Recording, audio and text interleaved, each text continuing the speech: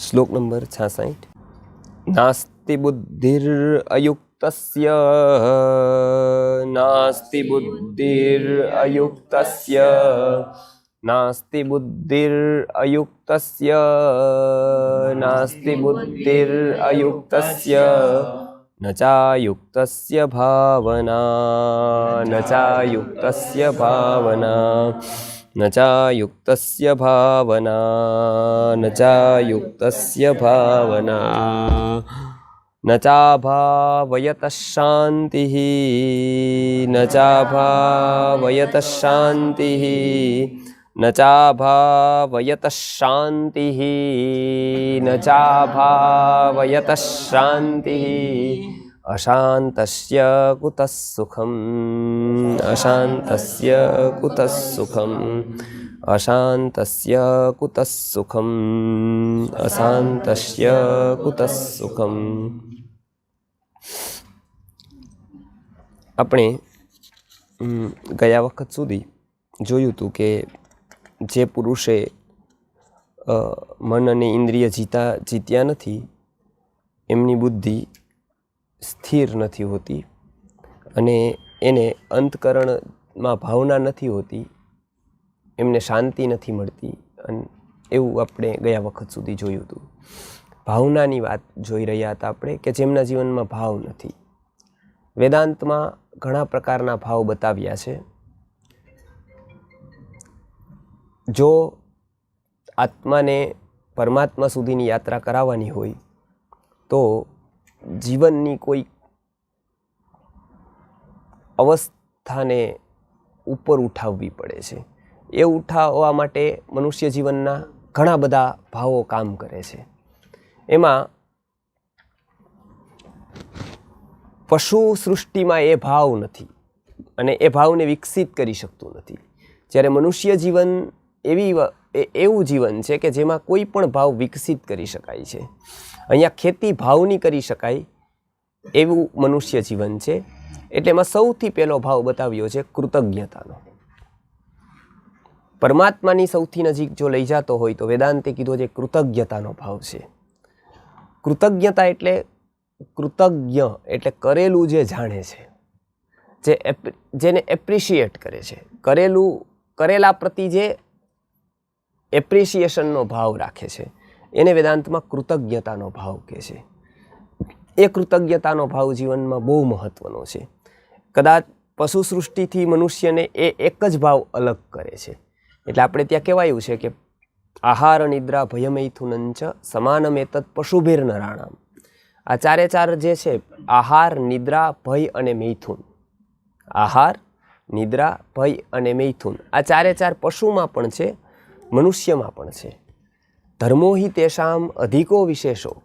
મનુષ્યમાં અધિક શું છે તો એ ધર્મ છે. તો એ ધર્મ શું છે તો એમાં કીધું છે કે ઉત્કૃષ્ટ ભાવના એ ધર્મ છે. ઉત્કૃષ્ટ ભાવના કઈ છે તો એમાં અલગ અલગ ભાવનાઓમાંથી કીધું કૃતજ્ઞતાની જે ભાવ છે, કૃતજ્ઞતાનો હૃદયમાં આવેલો ભાવ છે એ સૌથી ઉત્કૃષ્ટ ભાવ છે. અને એ છે તો જ મનુષ્ય જીવનના બાકી ગુણોની કિંમત છે કંઈક. એટલે કૃતજ્ઞતા એટલે કોઈએ પણ કરેલા ઉપકારને ભૂલવો નહીં. વેદાંતમાં હંમેશા બે વાત આપેલી છે. કોઈના ઉપર કરેલો ઉપકાર ભૂલી જવો. કોઈના ઉપર આપણે ઉપકાર કરેલો હોય તો યદી એ ભૂલાય નહીં તો એ આપણામાં અહમનો ભાવ પેદા કરે. અને કોઈએ આપણા ઉપર ઉપકાર કર્યો હોય ને એ જો આપણે ભૂલી જઈએ તો એ આપણામાં જડતા પેદા કરે. એટલે એ એક તો વ્યક્તિને જડ બનાવે. કોઈ પણ કેટલા બધા ઉપકારો કરે એ વ્યક્તિને કંઈ લાગે જ નહીં તો એને જડતા તરફની ગતિ કરે. એટલે સૌથી પહેલો જે ભાવ છે એ સૌથી ઉત્કૃષ્ટ મનુષ્યમાં છે. પશુમાં છે પણ એ ટેમ્પરરી હોય છે. તમે કૂતરાને રોટલી આપો તો એટલી વાર સુધી એને સારું લાગે, પછી થોડા ટાઈમ સુધી એ ટકે, પછી થોડા ટાઈમમાં એ ભૂલી જાય. વળી પાછું એને યાદ આવે ત્યારે આવે, વળી પાછું એ ભૂલી જાય. એવી રીતે અનેક પશુ પક્ષીઓમાં આ ભાવ છે પણ એ સ્થાયી નથી. એ સ્થાયી ભાવ નથી. મનુષ્યમાં પણ એ મહેનત કરવાથી સ્થાયી થાય છે. એટલે આપણે ત્યાં કીધું છે માતૃદેવો ભવ, પિતૃદેવો ભવ, આચાર્ય દેવો ભવ, અતિથિ દેવો ભવ. એવું શું કામ કીધું? સૌથી પહેલાં નાના બાળકને શીખવવામાં આવે ત્યારે તો બાળકને જરૂર છે જ નહીં એ શીખવાની, કારણ કે બાળક તો ત્યારે માતાને દેવ જ સમજે છે.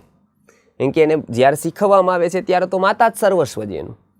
એ કદાચ માતાને જ માને છે બધું જ જ્યારે એને શીખવાય છે ત્યારે એવું કહેવામાં આવ્યું કે અત્યાર માટે નથી શીખવાતું, એ શીખવાય છે ભવિષ્યના માટે. કંઈ પણ અત્યારે જે કરવામાં આવે છે એ એને ભવિષ્ય માટે શીખવાય છે. અત્યારે તો એને ખબર જ છે એ કદાચ છોડીને જશે તો એ માતા વગર 1 કલાક ચાલતું નથી. અત્યારે તો એના માટે એ દેવ જ છે. જ્યારે જરૂર નથી ત્યારે એ વ્યક્તિ ઉપરની ભાવના કેવી છે? સાચી પરીક્ષા સમાજની ત્યાં છે. પશુ પ્રેમ ત્યારે નથી કે જ્યારે ગાય દોવા દે છે ને આપણે 2 મણ એને નિરણ આપીએ છીએ, એ ત્યારે ભાવ નથી આપણો. ત્યારે તો આપણે આપીએ જ છીએ કે દૂધની લાલચ.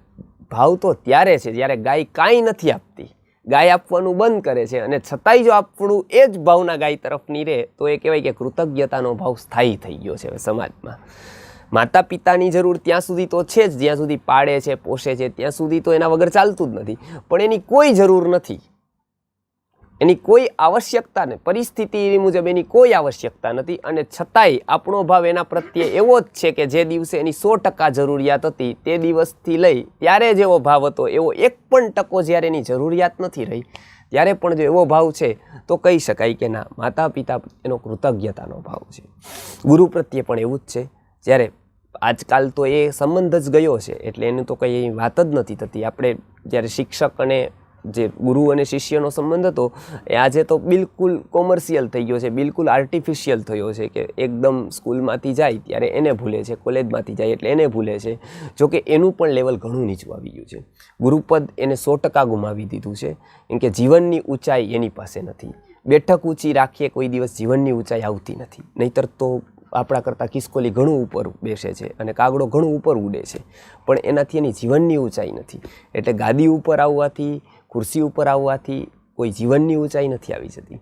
એટલે અહીંયા એ કીધું છે કે કૃતજ્ઞતાનો ભાવ પહેલો છે અને એ અયુક્તનો બીજો અર્થ છે કે જે અયુક્ત છે, જોડાયેલો નથી, એને ક્યારેય શાંતિ નથી મળતી. તો પહેલી પ્રત્યે આપણી કૃતજ્ઞતા છે એ ભગવાન પ્રત્યેની છે. પ્રભુ પ્રત્યેની કૃતજ્ઞતાની શરૂઆત થાય છે. એ જે વાત કરે છે એના જીવનમાં બીજી કૃતજ્ઞતાઓ બહુ ફલતી નથી એવું વેદાંત કહે છે. જે પ્રભુ પ્રત્યે, ભગવાન પ્રત્યે કૃતજ્ઞ નથી ને એ વ્યક્તિ કોઈ પણ પ્રત્યે કૃતજ્ઞ કેટલો રહી શકશે એની કોઈ ગેરંટી નથી. એટલે સૌથી પહેલી જો કૃતજ્ઞતા હોય તો ભગવાન પ્રત્યેની છે, પ્રભુ પ્રત્યેની કૃતજ્ઞતા છે, પરમાત્મા પ્રત્યેની કૃતજ્ઞતા છે કે એને શું આપ્યું છે એ જગ્યાએ જો કદી નજર જ નહીં જાય, એને ઓળખવાનો જો પ્રયત્ન જ નહીં થાય તો મનુષ્ય જીવનમાં બીજી બધી દોડ કરી અને ક્યારે પણ શાંતિ આવી શકતી નથી. એટલે આપણે મહાલયોમાં અને હિમાલયોમાં શાંતિ શોધીએ છીએ પણ શાંતિ તો અંતરમાં છે. એટલે આપણે હંમેશા શાસ્ત્રકારોએ કીધું છે ને એનું પ્રતિવચનમાં કીધું છે કે એ ક્યારે મળશે તો કે બહુ બોલે છે, બહુ તોલે છે અને પોલ બધાની ખોલે છે, પણ આત્મનિરીક્ષણના પંથે માનવ થોપ નહીં તો થાકી જઈશ. કે એ બહુ બોલે, બહુ તોલે બધાને, આ એમ અને પોલ બધાની ખોલે છે. બધાનો કદાચ ડેટા એ પોતે રાખે છે પણ એને યદી પોતાનો ડેટા પોતાની પાસે નથી તો એ આત્મનિરીક્ષણ જેમની પાસે નથી એમની પાસે ક્યારેય શાંતિ નથી હોતી. એટલે કહે છે કે આત્મનિરીક્ષણના પંથે માનવ થોપ નહીં તો થાકી જઈશ. એકવાર તો ક્યારેક અંતરમાં ઉતરીને જોવું પડે કે હું પ્રભુ પ્રત્યેની મારી યાત્રામાં કેટલો આગળ વધ્યો છું. અને જો એ એકય ડગલું આગળ નથી વધતો તો બાકી જીવનની કરેલી બધી જ યાત્રાઓ અંતે નિષ્ફળતાને જ વરે છે, અંતે આંસુ જ લાવે છે. એ એક પણ જીવનની સફળતા અપાવી શકતી નથી. યદિ જીવનની જો સફળતા માપવી હોય તો પરમાત્મા પ્રત્યે આત્મા કેટલો આગળ ગયો એ જ જીવનની સફળતાનું સાચું રહસ્ય છે. બાકી અહીંયા કેટલું બધું યદિ કરી દેવામાં આવે, અહીંયા કહે છે કે ગુમાન સાને કરે છે તું માનવ, શાહ સિકંદર જેવાની અહીં કબર પણ ચડતી નથી. અહીંયા કદાચ વ્યક્તિઓ અહીંયા કંઈક કરી દઉં, અહીંયા બતાવી દઉં એવી કોઈની યદિ દોડ છે તો સિકંદર શાહ જેવાની તો અહીંયા જે કબર પણ ક્યાં છે એ કોઈને ખબર નથી. આટલી બધી દોડ કરીને પણ એને મેળવ્યું તો કશું જ નથી. ત્યારે સૌથી વધુ શાસ્ત્રકારો કહે છે કે એ દોડમાં કદાચ વ્યક્તિ 1 ઇંચ પણ આગળ જાય છે, પરમાત્મા પ્રત્યેની દોડ કરવામાં એ 1 ઇંચ પણ જો આગળ લઈ જાય છે તો એને સાચી શાંતિ પ્રાપ્ત કરવાનો રસ્તો ચોક્કસ મળી ગયો છે. પહોંચશે ક્યારે એ ખબર નથી, એ તો એની ગતિ ઉપર આધાર રાખશે, પણ રસ્તો એને ચોક્કસ મળી ગયો છે. એ તો એની સ્થિતિથી ખબર પડી જશે. એટલે આ સૌથી પહેલી એવી વાત કરી કે પહેલાં કૃતજ્ઞતાનો ભાવ હોવો જોઈએ ને, એ ભગવાનથી શરૂઆત થાય છે કે પ્રભુ જ જો જીવનનું કેન્દ્રબિંદુ બને, ભગવાને કરેલા જો ઉપકારો, ઋષિઓએ પછીથી નેક્સ્ટ સ્ટેપ સંત અથવા ઋષિનું આવે છે પ્રભુ ભગવાનનું, કેમ કે જે એને ઓળખાવે છે, જેનું સ્વરૂપ ઓળખાવે છે, એને આપણે ત્યાં ઋષિ કહેવામાં આવે છે કે પ્રભુનું સ્વરૂપ જે ઓળખાવે એનું નામ ઋષિ છે. ઋષતિ સંસારસ્ય પારમ દર્શયતિ, સંસારની પારે કોઈક એવું તત્વ છે કે જે આ બધું જ કરી રહ્યું છે અને છતાં પણ આની પાછળ કાંઈ વ્યક્તિને ખબર નથી પડતી. જ્યારે આ ભાવ આવશે ને એટલે પહેલો તૂટશે આપણો અહમભાવ. કોઈ પણ જીવનમાં એવું આપણે કદાચ માનતા હોય કે આપણે જીવી ગયા, આપણે બધું ધ્યાન રાખ્યું, અમે આટલું બધું સરસ પાલન કર્યું પથ્યનું, તો એ વાત સાવ ખોટી છે. આ અમે કહીએ છીએ કે પથ્ય પાલન 100% કરવું જોઈએ ટાઈમે ટાઈમ, અને અમે કહીએ છીએ એનાથી કદાચ કોઈક જીવીને એવું કહેતું હોય ને એવું વર્ષે કે આ મારું સ્વાસ્થ્ય એટલે ટક્યું છે કે હું ટાઈમે ટાઈમ ભોજન કરું, એ વાત સાવ ખોટી છે. એ જરૂરી તો છે જ, પણ એ સર્વસ્વ નથી. એની પાછળ કંઈક બીજી શક્તિ કામ કરે છે એટલે એ જીવે છે. એના ઉપર અહીંથી જાય એટલે એક શ્વાસ ઉપર પણ વ્યક્તિ કાંઈ કરી શકતી નથી. અંદરનો મેટાબોલિઝમ ઉપરનો 1% પણ કંટ્રોલ જીવનો છે જ નહીં. અનંત રહસ્યો ભર્યા જીવનમાં કદાચ માનવી ઉકેલીને પણ અંશ જેટલું રહસ્ય ઉકેલવા માટે સમર્થ જ નથી. માત્ર એ એક અંશ ઉકેલી દે છે ત્યારે એને લાગે છે કે મેં તો આખો દરિયો ઉકેલી દીધો, જાણે એ બિંદુને એવું માને છે કે મેં સિંધુનું જ્ઞાન કરી દીધું. પણ જ્યારે એ જોવે છે ત્યારે એ બિંદુ જોઈ છે, કેમ કે સમુદ્ર તો અનંતની ગહેરાઈમાં છુપાયેલો છે. ત્યારે સૌથી પહેલો જો આ જોઈને ભાવ થશે તો એ કૃતજ્ઞતાનો ભાવ થશે કે મને કાંઈ ખબર નથી પડતી અને છતાં આટલું બધું ચાલે છે. આ પહેલો ભાવ શુભેચ્છાખ્યાનો છે અને એ પરમાત્મા પ્રત્યેની યાત્રાનું પહેલું ચરણ છે. સૌથી પહેલો ભાવ કૃતજ્ઞતાનો હોય, બીજો ભાવ પરમાત્મા પ્રત્યેની જેમ ઋષિ પ્રત્યેની પણ છે. જેને એનું જો જ્ઞાન જ ન કરાવ્યું હોત એમને, તો કદાચ આપણને ખબર છે કે કદાચ કોઈ જમવાનું ન આપે ને બાળકને તો કદાચ એક ટાઈમ ભૂખ્યો રહીએ. સમાજને કદાચ જમવાનું ન રહીએ તો કદાચ 100-500 લોકો ભૂખ્યા રહીએ અને એનો એક દિવસ બગડે. કદાચ કોઈ દવા ન કરે તો કદાચ કોકનું વરસ બગડે. કદાચ કોઈક શિક્ષા ન આપે તો કદાચ કોકનો વ્યવસાય, કોકની કેરિયર બગડે. પણ જો ઋષિ જેવી વ્યક્તિ આ પથનું દિગ્દર્શન ન કરે તો હજારો લોકોના કરોડો ભવો બગડી જાય. કેમ કે અધ્યાત્મની યાત્રા એવી છે કે એનો પથ એટલો બધો દુર્ગમ છે કે સામાન્ય એવી આંખ તો એનો પ્રકાશ પાડી જ શકતી નથી. સામાન્ય વ્યક્તિના મનથી તો આ પરે જ છે સરવાળા બાદ બાકી. અધ્યાત્મના ગણિતના ગુણાકાર સામાન્ય મન ક્યારેય ગણી શકતું જ નથી. એટલે ઋષિએ કીધું છે કે જ્યારે તમે મનને ઉપર નથી ઉઠાવતા ત્યાં સુધી અધ્યાત્મના રહસ્યનો કોઈ તાગ હજારો સેવા કરીને બી પામી શકાતો નથી. એટલે આ કોઈ કદાચ આખા જગતને કદાચ જમાડી દે, એની કરોડો વર્ષ સુધી જમાડતો રહે તોય હોઈ શકે કે અધ્યાત્મની યાત્રામાં એક ડગલું પણ આગળ ન જઈ શકે. આવું પણ બની શકે. કદાચ 100% એને પુણ્ય મળે, બીજું ઘણું બધું મળે, પણ અધ્યાત્મની યાત્રામાં તો વ્યક્તિએ પોતે જ ઉપર ઉઠવું પડે. અને એ તો માત્ર અંતરના નિરીક્ષણને ને અંતરના ગુણોને ખીલવવાથી જ થાય. અંતરનો ભાવ જેને જાણ્યો નહીં ને એને કદાચ આખું જગત કેટલી બધી વાર જાણી લીધું છતાં પણ એ વ્યર્થ જ ઠરી જાય છે. એ જગતનું જ્ઞાન એને કંઈ કામ આવતું નથી જો અંતરનો ભાવ એ જાણતો નથી. એટલે ઋષિઓએ એવું કીધું કે બહારના જાણવા પહેલાં અંતરની ખોજ કરજો ક્યાંય પણ. એટલે હરણની જે કસ્તુરી છે ને એ પાકે છે, અને એ ક્યારે પાકે છે? એ બહુ દોડે છે ત્યારે. હરણ જેમ સ્પીડ પકડે, જેમ મોટું થાય એમ એની કસ્તુરી પાકે. એ નરમાં વધારે પાકે કેમ કે નર વધારે દોડે. હરણમાં 2 પ્રકાર, એક તો માદા અને એક નર. નરમાં કસ્તુરી હોય છે, ત્યારે નરની જે કસ્તુરી છે એ પાકે. ક્યારે પાકે? તો એ બહુ દોડે ત્યારે પાકે. શું કામ દોડતું હોય છે? એને સુગંધ આવતી હોય છે. થોડી સુગંધ આવે એટલે હરણ દોડવાનું શરૂ કરે એટલે વધારે સુગંધ શરૂ થાય. એ ખબર ન પડે એને કે આ સુગંધ આવે છે ક્યાંથી, એટલે દોડે, આ બાજુ દોડે, ઓલી બાજુ દોડે. જેમ દોડે ને એમ સુગંધ વધારે આવે એટલે દોડ વધારે થાય કે આ તો હવે હું નજીક છું સુગંધની, એટલે એ દોડવાનું વધારે કરે. હવે એ કે હવે ચોક્કસ કે હું 15 કિલોમીટર ગયો તો 25 જાય છે એટલે હરણને થાય કે હું કસ્તુરી મેળવી લઈશ, અને 25 જાય એટલે સુગંધ વધે.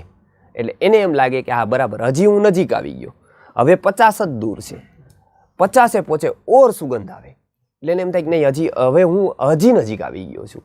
છેલ્લે એને 100-150 પહોંચે ત્યારે પૂર્ણ કસ્તુરી પક્વ થાય એટલે એને પહેલું રિયલાઇઝેશન, પહેલો ભ્રમ તૂટે એ કે આ કસ્તુરી બીજે ક્યાંય જ નથી.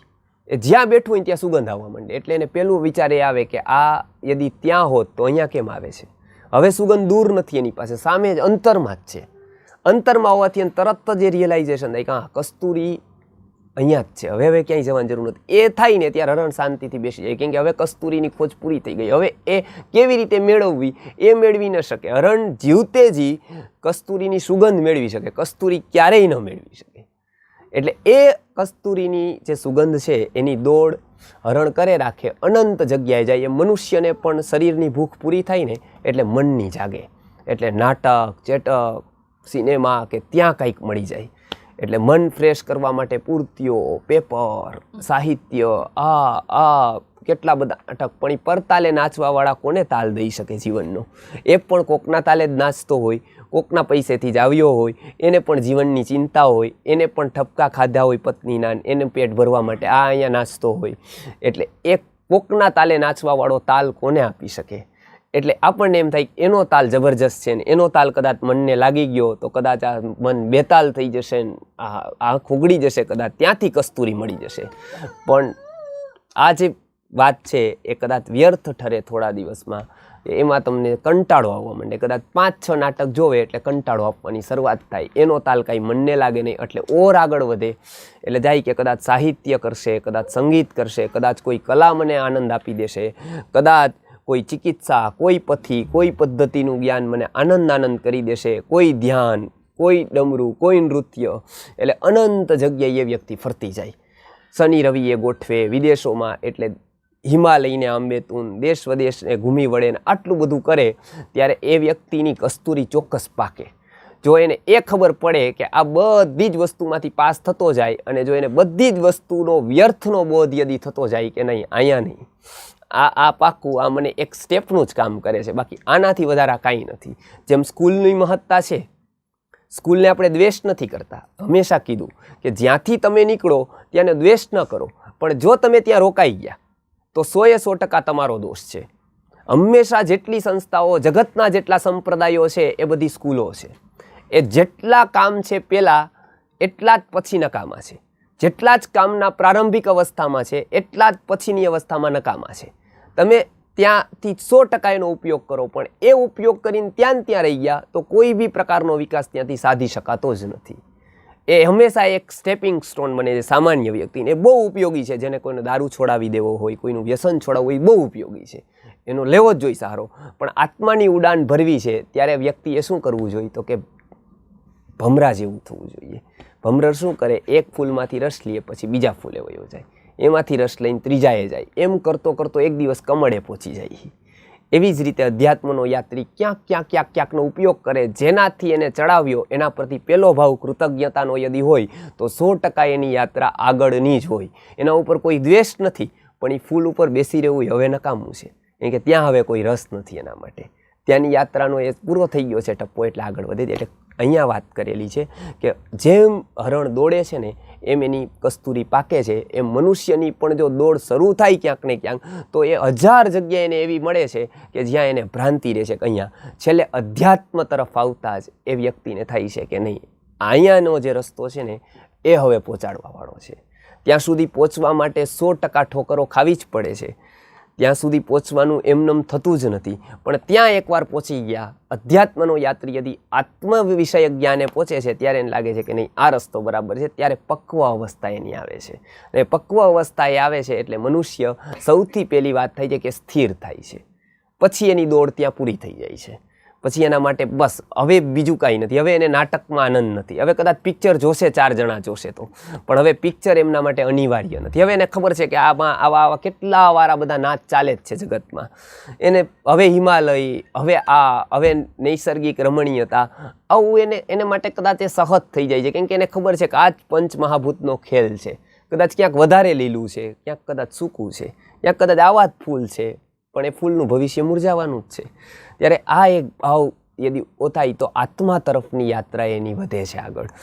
ત્યારે એ સૌથી પહેલાં એને સ્થિરતાનો ભાવ થાય છે કે જેમાં છે હવે એ ઊંડો ઉતરે છે. એટલે અંતરના પેટાળે, આત્મનિરીક્ષણના પેટાળે એ જાય છે ત્યારે સૌથી પહેલાં એની સ્થિરતા થાય છે. એટલે એ કૃતજ્ઞતાના ભાવથી વેદાંતે શરૂઆત કીધી છે અને સ્થિરતા એની પૂર્ણાહુતિ કીધી છે. વ્યક્તિ જો કૃતજ્ઞતાનો ભાવ લાવે તો એક પ્રભુ પ્રત્યે હોય, ઋષિ પ્રત્યે હોય, ગુરુ પ્રત્યે હોય, માતા પિતા પ્રત્યે હોય, કદાચ જેને જગતમાં ઉપકાર કર્યા છે એ તો કદાચ ખબર જ નથી આપણને. એટલે આ સૌથી મહત્ત્વની શાંતિ માટેની આ વાત છે. ને કદાચ એવું કોઈ લઈ આવી દે ને કૃતજ્ઞતાનો ભાવ, તો શાંતિની તરફની એમની યાત્રા શરૂ થઈ જાય છે. એટલે જે વ્યક્તિ કૃતજ્ઞ નથી રહેતો ને એ વ્યક્તિ ક્યારેય શાંત નથી હોતો. જોજો, જે કરેલા ઉપકારોને ભૂલે છે વ્યક્તિ, એને આત્મા એનો ક્યારેય એની જે અંતરની ચેતના છે એને શાંત નથી થવા દેતી. એટલે પહેલો ગુણ જીવનમાં લાવવાનું કે છે કૃતજ્ઞતાનો ભાવ એ જીવનમાં હોવો જોઈએ.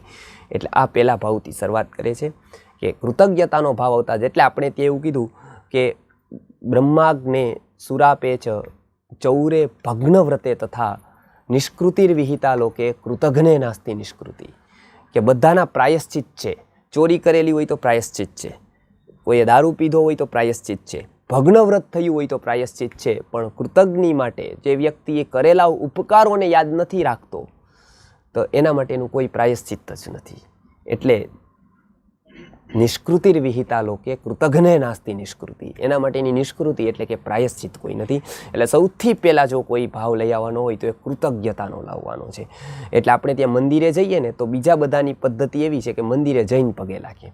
મસ્જિદવાળો છે તો એ જે પ્રણામ કરે છે એની દૃષ્ટિથી, ચર્ચમાં કંઈ કરે છે તો અનેક પ્રકારની વિધિ છે એવી પ્રણામની, જેટલા જગતના ધર્મો છે બધાની. પણ એમાં એકની પદ્ધતિ અલગ છે. હિન્દુ છે એ શું કરે છે કે એ મંદિર જતી વખતે પગથિયાને પ્રણામ કરતો જાય છે. ત્યારે એ પગથિયાને એને ખબર નથી કે આ શું કામ કરે છે એ. ત્યારે પગથિયાને આમ કરવાનો અર્થ એ છે કે જે પગથિયું કદાચ પથ્થર જ છે, જેના ઉપર તો એ ચપ્પલ મૂકે છે, એને તો એ પગે લાગતો ઉપર ચડે છે. એનું શું કારણ છે? ત્યારે એ જાણવા મળે છે કે જે પથ્થરે મને ત્યાં સુધી પહોંચાડ્યો ને એ પથ્થર મારા માટે તો બહુ મોટું કામ કરી ગયો. એમ કે જો આ પથ્થર ન હોત ને તો હું આ પરમાત્મા સુધી ન પહોંચી શકત. એટલે એ પહેલો ભાવ એ કૃતજ્ઞતાનો લાવે છે. એક પથ્થરાને પગે લાગતો જાય કે જેના ઉપર તો ઓલરેડી એ ચપ્પલ ઉતારે છે, એને પાછો એ પગે લાગે છે. ત્યારે આ સૌથી મહત્ત્વનો ભાવ છે ને એ કૃતજ્ઞતાનો છે. એટલે એવું કહે છે કે જેને આ ભાવ નથી, આ ભાવ જીવનની એને શરૂઆત નથી કરી, અહીંથી એની યાત્રા આગળ વધે છે. ત્યારે વેદાંત આ બે હલેશા જીવનના બતાવે છે કે એક જ્ઞાન છે અને એક ભાવ છે. આ સાયમન્ટેન્સલી બે વધતા રહેવા જોઈએ તો જ જીવનની ઉડાન, જીવનનું પક્ષી ઉપર ઉડે. યોગા વશિષ્ઠમાં કીધું છે કે ઉભાભ્યામ અપી પક્ષાભ્યામ યથાખે પક્ષિણાંગતિ.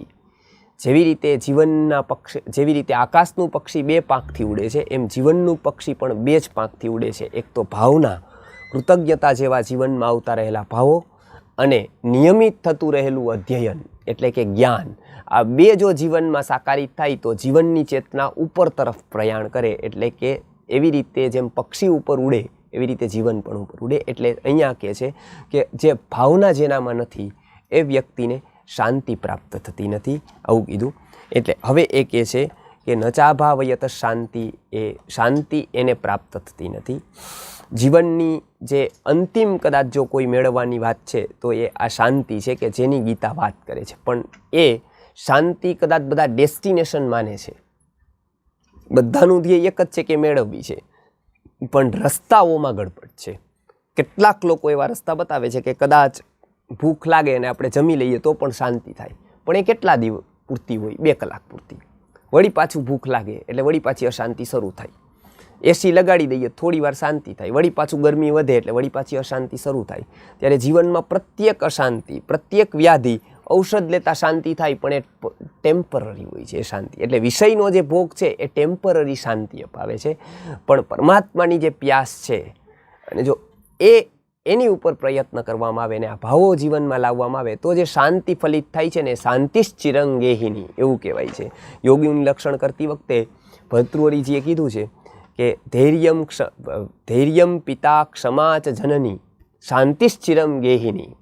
કે એની પાસે શું છે તો એ કહે છે એક દિવસ એની પાસે એવા રાજ્યો હતા, એટલો બધો કારભાર હતો, અને એક દિવસ થોડા દિવસ ગયા એની પાસે કાંઈ જ નથી. ભર્તૃહરિ પાસે એટલા મોટા રાજાને એની પાસે કાંઈ જ નથી. તો કે તમે સુખી કરા? તો કે હા, ધૈર્યમ યસ્ય પિતા ક્ષમા ચ જનની. મારી મા છે, હવે તો ક્ષમા જ મારી માતા છે, ધૈર્ય જ મારો પિતા છે. અને ચિરમ શાંતિ જે છે એ જ મારું હવે ઘર થઈ ગયું છે.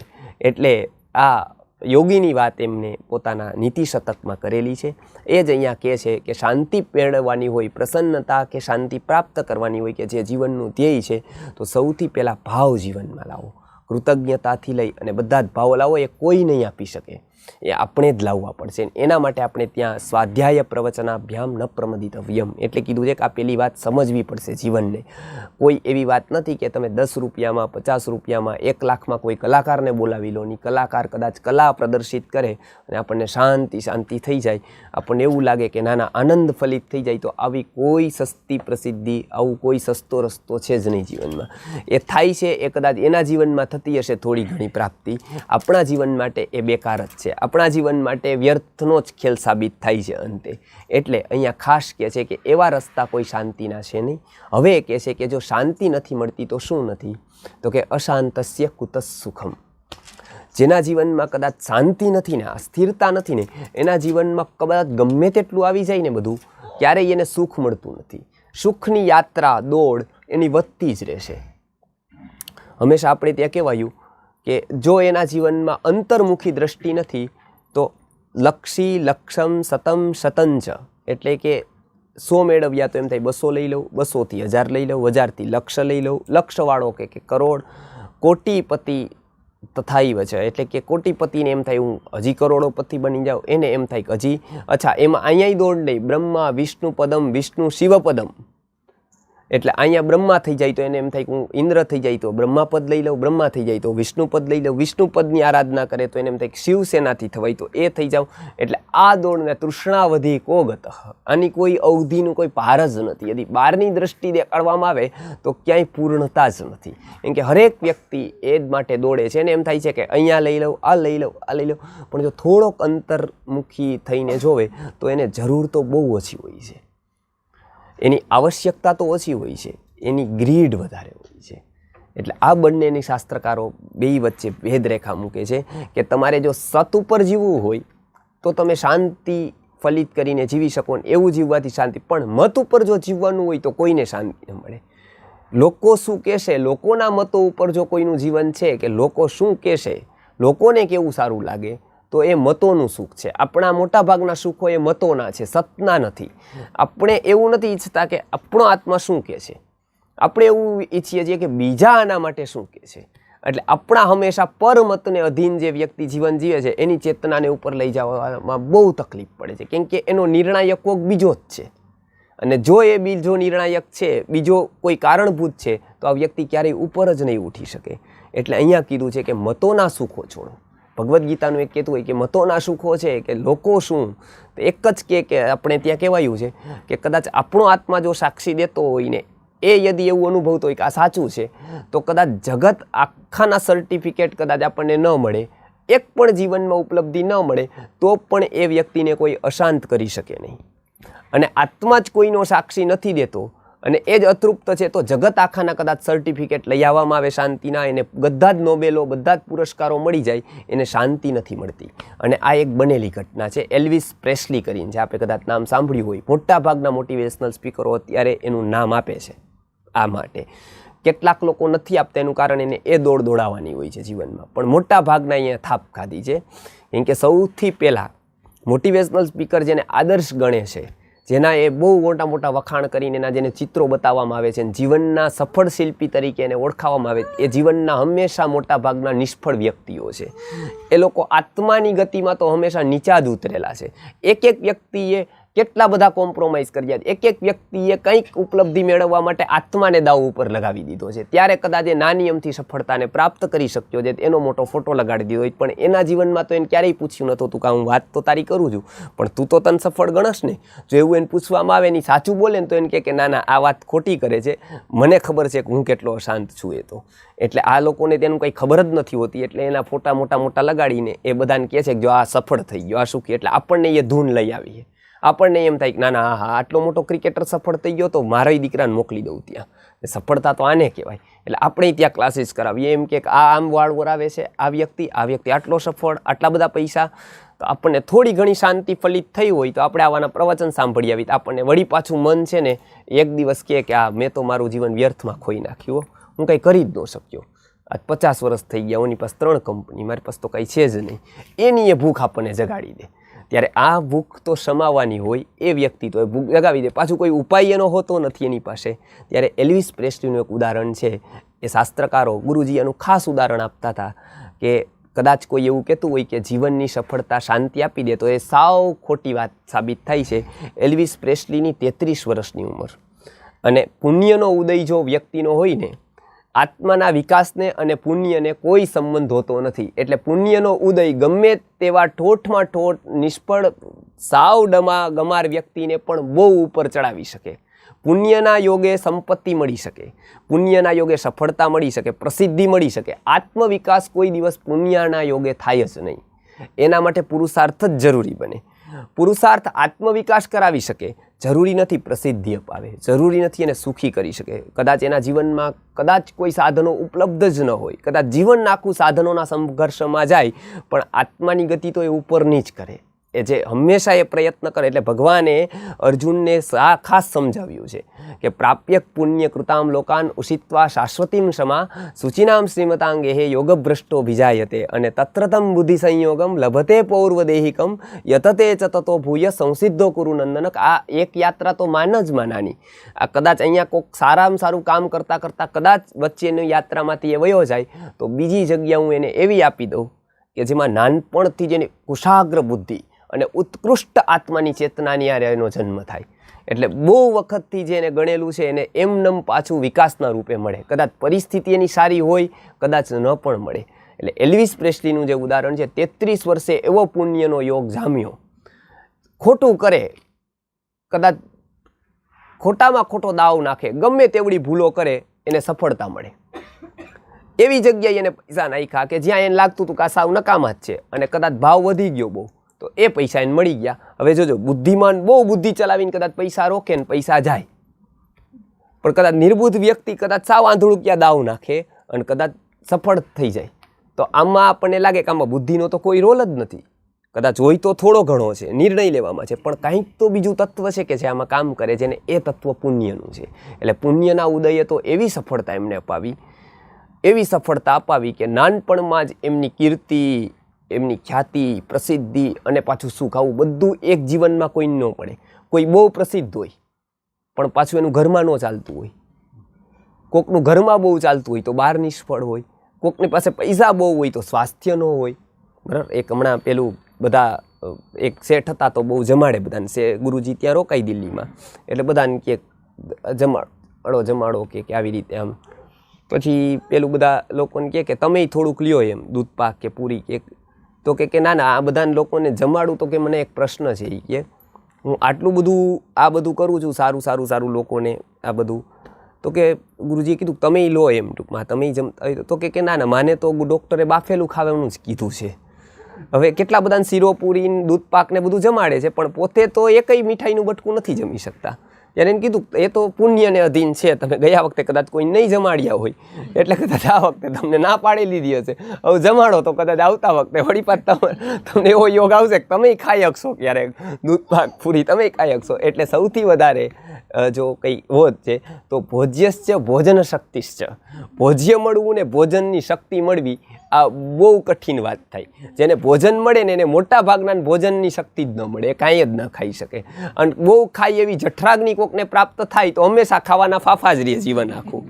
ત્યારે ભોજ્યશ્ચ ભોજન શક્તિશ્ચ રતિશક્તિ વરાંગના, આ બે, અને સુખ સગવડની સંપત્તિ મળે, એને ઉપયોગ કરવાની બુદ્ધિ મળે, આ બે કોઈનામાં ન જોવા મળે.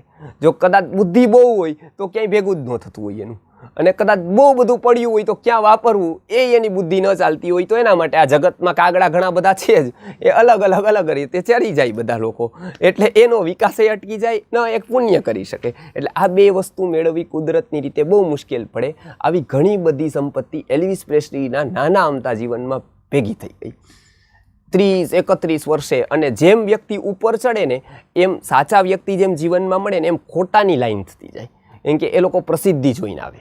એની ઊંચાઈ એકથી જ વધે કે પ્રસિદ્ધિથી. પ્રસિદ્ધિ કોની છે એની પાછળ ટોળું ભેગું થતું જાય. અને જો એવું કીધું છે કે જો સારા વ્યક્તિ આગળ ટોળું ભેગું થાય તો હંમેશા સાચા વ્યક્તિને આના સુધી પહોંચવા ન દે. અને જેને જેને ભેગું કર્યું એ સંત છેલ્લે છેલ્લે એ જ પસ્તાવામાં મર્યા કે આ કીડીઓ એટલી બધી વધી ગઈ કે કોઈ સારા માણસને મારા સુધી આવવા જ ન દીધો. જેટલા પણ સંતોના મેં નજીકના જીવન જોયા એને જેને ટોળા ભેગા કરવાનું કામ કર્યું એને જીવનમાં એક વસ્તુ લખી દીધી કે આ વાત જો પબ્લિકમાં હું પડ્યો, પબ્લિસિટીમાં અનેક પ્રકારની, તેમાંથી એક વસ્તુ તો ચોક્કસ ફલિત થઈ. સાચા વ્યક્તિ માટે આ સંત વ્યક્તિ VIP બની ગઈ. એટલે એનો જીવનમાં કાંઈ થયો નહીં અને અજ્ઞાનીઓએ ઘેરી લીધા એને. અને અજ્ઞાનીઓએ ઘેરી લીધા તેને સમજી જ ન શક્યા કે આનું કહેવાનું શું છે, આ કહે છે શું. એને બસ એક જ હતું કે બસ પ્રસિદ્ધિ પ્રસિદ્ધિ પ્રસિદ્ધિ પ્રસિદ્ધિ, પ્રચાર પ્રચાર. અને એમાં આ વ્યક્તિને સમજી ન શકી કોઈ. બુદ્ધે પણ આ જ વાત લખી છે કે કદાચ મારો પ્રચાર ઘણાએ કર્યો, કદાચ બહુ આ ફેલાણો ધર્મ, પણ હું ન કહી શકું આજ અંતિમ દિવસે જીવનના મને કોઈએ સમજ્યો હોય. કેમ કે એ તો કોઈ પૂછ્યું જ નહીં તમારા મનમાં શું, તમે શું કરવા માગો છો. ત્યારે આ વાત એક અંતિમતાથી કરુણતાની છે. એલ્વિસ પ્રેસ્લીના જીવનમાં પણ આવું થયું. 30 વર્ષની ઉંમરે એને એકલતા પણ લાગ્યું કે આ જીવનમાં છે શું. કેમ કે એને બધું જ થઈ ગયું. જો આપણામાં એક પ્લસ છે કે કોઈક ભૂખ લાગે છે ને એ આપણું જીવન ચલાવવા માટે ઉપયોગી છે. આપણને ક્યાંક પરણાવો છોકરાને એટલે એ બાકી છે, એટલે એ જીવન આપણું ઉત્સાહમાં જાય. એની તૈયારી છે, એની સાડીઓ લેવી છે, એના માટે ઘરેણાં છે. કેમ કે ભગવાનને આ બધા રમકડા તો આપવા જ પડે. નકર આપણા જેવા ગીતામાં થોડો ટાઈમ જાય કાંઈ આપણો 12 15 કલાક આપણા માટે કાંઈક તો જોઈએ જ એવું. એટલે આપણે પછી વળી પાછું કંઈક બીજું આવી જાય, ત્રીજું આવી જાય. એટલે આપણે પાછું છોકરાને દાખલો લેવો હોય સ્કૂલમાં, ક્યાંક બીજી જગ્યાએ એને લઈને ચડાવવાનો બેસાડ. અને કદાચ એ અહંકાર આપણો પૂરો થાય સમાજમાં આપણને મોભી બનાવી દે કોક, તો વળી આખા સમાજની આપણને ચિંતા લાગે કે એને નોટું આપી દઈએ આપણે બધા છોકરાઓને. એની ચિંતા લાગે કે એને સારા વિદેશમાં મોકલી દઈએ 2-4 અહીંથી, તો આપણું કંઈક નામ કરે. ત્યાં જઈને અમેરિકા મોકલી બધાને વિઝા કરાવીને કંઈક ઇન્સ્ટિટ્યૂટ ખોલી, તો એ એક લાગે.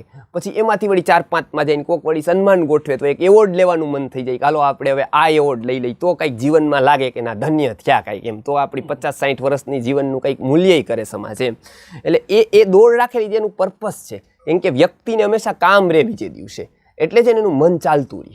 હંમેશા આ દોડમાં આગળ વધતું રહીએ. હા, કદાચ એક દિવસ એને એવું કસ્તુરીનું જો ખબર પડી જશે ચોક્કસ એ દિવસે બેસી જશે. હવે કે કાંઈ નથી કરવું, હવે હું ગીતા લઈને બેસી જાવ એમ. હવે આ બધી વસ્તુમાં તો બહુ કર્યા કંપાસો બધાને. કદાચ એકાદો કંપાસ હું મારા જીવનનો ખોલી દઉં, એમાં શું શું છે તો જોઈ લઉં એકવાર. પણ આમણે છે ને આવું રાખ્યું છે. ઓને બધું જ મળી ગયું 30 વર્ષે, અને પછીના જીવનમાં તો કાંઈ રહ્યું નહીં પછી. એટલે એને એકલતા બહુ ફીલ થાય કે આટલું બધું રહીને એને એવું લાગ્યું કે આટલી બધી સંપત્તિ નાની વયની ઉંમરે.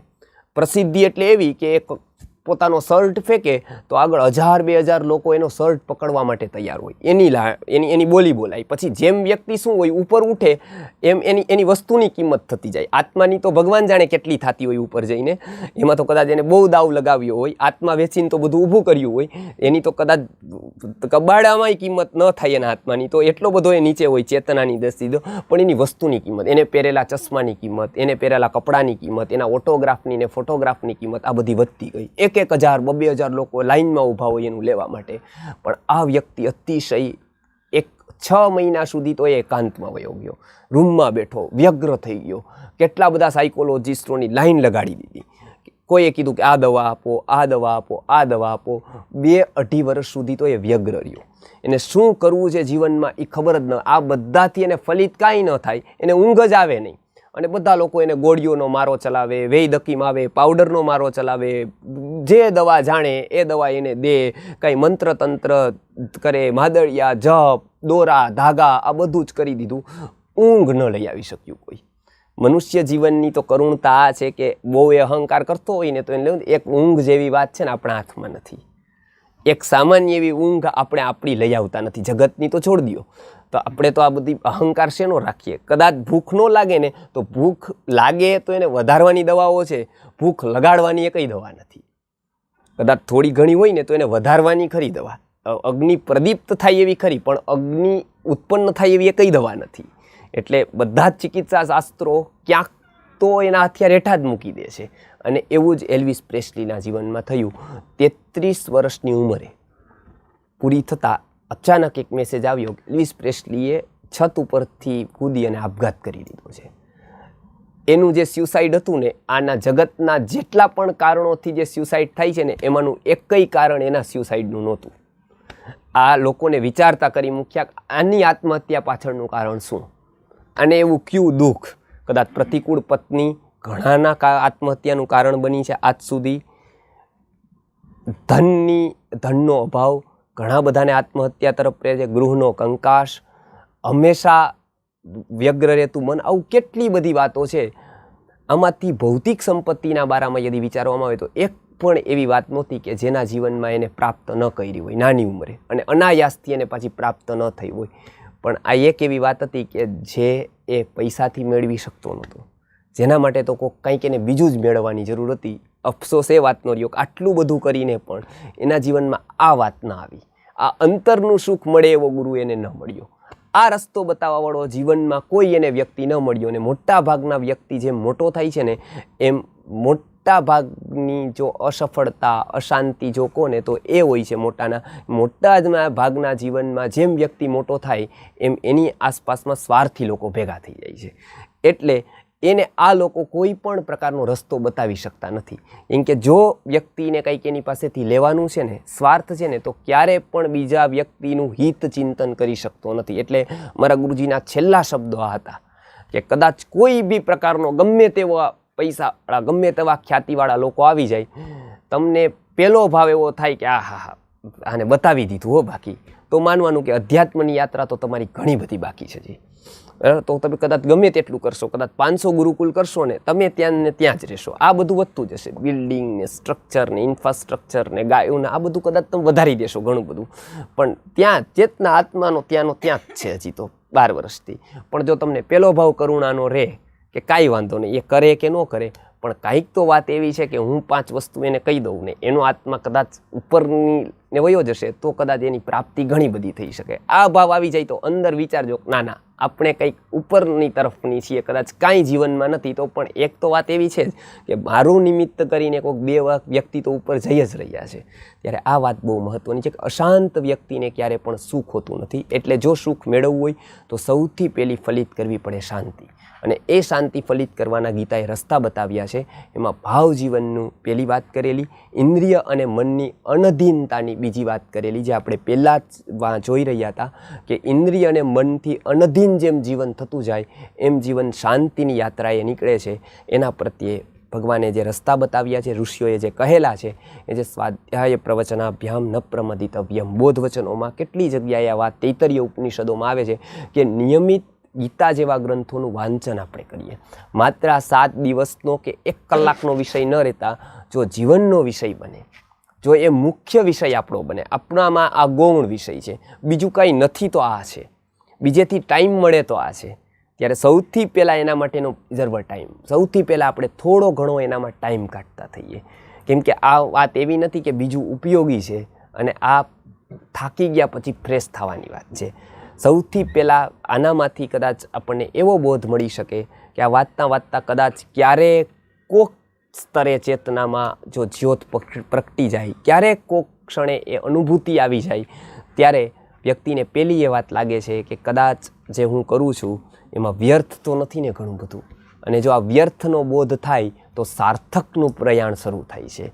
એટલે સૌથી પહેલો જીવનમાં વ્યર્થનો બોધ થવો જરૂરી છે, તો જ સાર્થકનું પ્રયાણ થાય. એટલે ચિંતન અને વાંચન આ જીવનના અનિવાર્ય જ્યાં સુધી અંગો નહીં બને ત્યાં સુધી ગમે તેટલું દોડશું, ગમે તેટલી જગ્યાએ જશું તો પણ આપણને શાંતિ ફલિત નહીં થાય અને સુખનો સાચો રસ્તો નહીં મળે. એટલે જે અહીંયા ભગવાને પોતે જે બનાવ્યું છે, પોતે સૃષ્ટિ કરતા છે, એને જ સૌથી પહેલી વાત કરી રહી છે અને એને જ સુખનો માર્ગ બતાવ્યો છે. ત્યારે આ શ્લોકમાં આ બતાવવામાં આવ્યો છે પંક્તિમાં કે નાસ્તિ બુદ્ધિર અયુક્તસ્ય, કે જે ઇન્દ્રિય અને મનને અધીન છે એ વ્યક્તિને અયુક્તને બુદ્ધિ નથી, એટલે કે બુદ્ધિની સ્થિરતા નથી, અને અયુક્તને કોઈ ભાવના નથી, એટલે કે એનામાં ભાવ ફલિત થતો નથી. ભાવ ફલિત નથી થતો તો શાંતિ આવતી નથી, અને શાંતિ ફલિત નથી થતું તો જીવનમાં સુખ તો ક્યારેય પણ આવી શકતું નથી. ભૌતિક સ્થિતિથી કદાચ સુખ એ એક ભાગ છે, કદાચ એ જરૂરી છે, પણ એ સર્વસ્વ નથી. એ જીવનનો એક નાનો પાર્ટ છે, નાનો ભાગ છે, પણ જે ચિર શાંતિ છે આ વિષય જ આખો જુદો છે. એટલે આ શ્લોકમાં બતાવ્યું. હવે જે આ માનવ જીવન ખોઈ દેશે એની વાત બતાવે છે કે જો કોઈ આવું કરતું નથી તો એ ઇન્દ્રિયોના લેવલે જ જે જીવન જીવે છે, ઇન્દ્રિયોની તૃષ્ણામાં જ જેનું જીવન પૂરું થઈ જાય છે, એવી વ્યક્તિની ગતિ શું થાય છે, એ કેવી રીતે જીવે છે, એનું વર્ણન આપણે આવતા શ્લોકમાં જોશું. વધુ વિષય આપણે આવતા વખતે લેશું. જે હવેનો શ્લોક જે 67મો છે એ ઇન્દ્રિયો દ્વારા જે ખેંચાઈ જાય છે કે એના લેવલનું જે જીવન જીવે છે સામાન્ય મનુષ્યો, એના જીવનનું વર્ણન ભગવાન કરે છે, જે સમાજના મોટા ભાગના લોકોને લાગુ પડે છે. હવે આપણે એ વર્ણન આવતા વખતે જોશું. ઉત્તમ જે સુખનો માર્ગ બતાવ્યો છે એ આ શ્લોકમાં છે. જીવનની પ્રાપ્તિ અને જીવનનું કદાચ છેલ્લું ધ્યેય જો રાખવાનું હોય તો આનું જ રાખી શકાય, એટલું કહી આપણે આવતા વખતે બીજા શ્લોકનું પારાયણ કરીને જોશું.